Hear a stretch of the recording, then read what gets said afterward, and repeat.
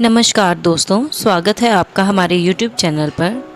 आज इस वीडियो में हम बात करेंगे मिथुन संक्रांति के बारे में। ग्रहों के राजा सूर्य हर महीने राशि परिवर्तन करते हैं और ये जिस राशि में प्रवेश करते हैं उस तिथि को उसी राशि के नाम की संक्रांति से जाना जाता है। जैसे कि आने वाली कल 15 जून को सूर्य मिथुन राशि में प्रवेश करेंगे। इस तिथि को मिथुन संक्रांति के नाम से जाना जाएगा। मिथुन संक्रांति का महत्व भी मकर संक्रांति जैसा ही होता है, इसलिए इसका फल जानना बहुत महत्वपूर्ण है। आइए अब जान लेते हैं मिथुन संक्रांति पर शुभ योग और पुण्य काल क्या है। मिथुन संक्रांति यानी रज संक्रांति 15 जून गुरुवार को शाम 6:29 बजे शुरू होगी। इसका पुण्यकाल और महापुण्यकाल दोनों शाम 6:29 से 7:20 तक होगा। खास बात यह है कि पिछले साल भी 15 जून को ही मिथुन संक्रांति पड़ी थी। मिथुन संक्रांति के दिन सुकर्मा और धृति योग बन रहे हैं। दोनों योग बेहद शुभ माने जाते हैं और इन योगों में किए गए कार्य सफल होते हैं।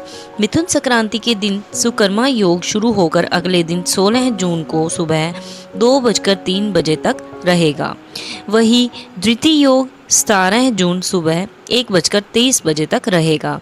15 जून को दोपहर 2:51 बजे से 3:45 तक विजय मुहूर्त भी है। ये विशेष योग और मुहूर्त इस दिन को बेहद शुभ बना रहे हैं। तो आइए अब जान लेते हैं मिथुन संक्रांति का क्या महत्व है। हर संक्रांति के दिन भगवान सूर्य की पूजा और दान पुण्य का विशेष महत्व होता है। मिथुन संक्रांति भी दान पुण्य के लिहाज से बहुत महत्वपूर्ण है। इस दिन सूर्य देव और भगवान विष्णु जी की पूजा का विधान है।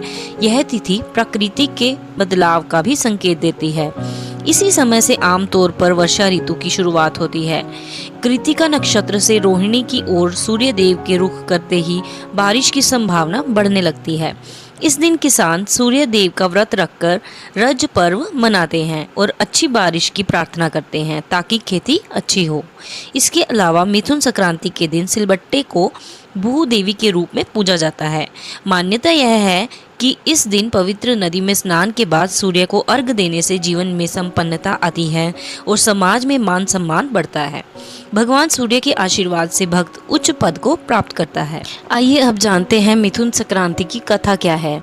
हिंदू धर्म की मान्यता है कि प्रकृति ने ही महिलाओं को मासिक धर्म का वरदान दिया था। इसके कारण ही महिलाओं को मातृत्व का सुख प्राप्त होता है।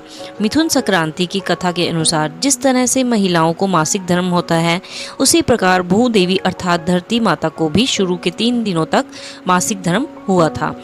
इसके बाद से ही धरती के विकास होने की मान्यता है। चौथे दिन भूदेवी, जिसे सिलबट्टा कहा जाता है, उसको स्नान कराया जाता है। इसके बाद ही घर में सिलबट्टे का उपयोग किया जाने का प्रचलन है। हिंदू धर्म में सिलबट्टे को धरती का रूप माना जाता है। चौथे दिन सिलबट्टे को जल और दूध से स्नान कराने की परंपरा है। इसके बाद सिंदूर, चंदन, फूल आदि से इनकी पूजा की जाती है। अब जान लेते हैं मिथुन संक्रांति की पूजा विधि। सुबह सूर्योदय से पूर्व उठकर स्नान ध्यान के बाद तांबे के पात्र में सूर्य को अर्घ दें। लाल फूल, चंदन, धूप, दीप अर्पित कर सूर्य देव के निमित्त अपने स्थान पर 7 बार परिक्रमा करें। सूर्य देव की पूजा के बाद बचे जल को जमीन पर न गिरने दें, बल्कि पौधों को डाल दें। इस दिन पूर्वजों का श्राद्ध किया जाता है। इस दिन चावल नहीं खाया जाता और गरीबों ब्राह्मणों को दान दिया जाता है। इस दिन हरे रंग की वस्तुओं का दान करें। आइए अब जान लेते हैं मिथुन संक्रांति के अचूक उपाय। मिथुन संक्रांति के दिन गरीबों और जरूरतमंदों को दान करने से सूर्य देव की कृपा बनी रहती है। इस दिन हरे वस्त्र का दान सर्वोत्तम होता है। मान्यता है कि इससे भगवान सूर्य प्रसन्न होते हैं। मिथुन संक्रांति के दिन बिना नमक खाए व्रत रखना चाहिए। इससे आपके जीवन की परेशानियां खत्म हो जाएंगी। मिथुन संक्रांति के दिन पालक, मूंग और हरे वस्त्रों का दान शुभ फलदायक होता है।